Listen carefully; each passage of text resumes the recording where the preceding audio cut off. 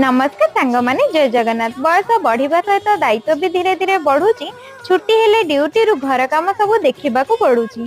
सकाळु सकाळु गली टिके fresh fresh परिबा आनिबाकू परिबा आनी सारी घर को फेरिली। खरार प्रचंड रौद्रताप देखी मामा देला गोटे ग्लास बेलपणा पीबाकू। बेलपणा पी सारा बेलू जेहेतु आज छुट्टी थिला भाविली टिके चुटीर जत्न नबाकू माताश्री को कहली गोटे हेयर मास्क करे चुटी रे लगेई दबाकू। माताश्री भी मो कथा मानी गोटे हेयर मास्क करी आनी लगे देले। तापरे गाधुआ पाधुआ काम सारी चलिले खाइबाकू। खरा दिन लगी घरे एबे प्रतिदिन होची खाली पखाळ सांगरे पाग पानी टिके हेले ओ जो शांति सेटा कोन आ काहाकू अछि कहिबार। खाई सारिला बेलू नायिकार गोटे पार्सल आसीथिला ताकू ओपन करी देखा गला जे सब किछि ठीक ठाक आसीछि ना नाही।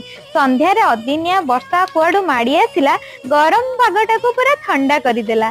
आपण मानक सब्सक्राइब करिए बोली मनरे मोर आशा रहिला। जय जगन्नाथ।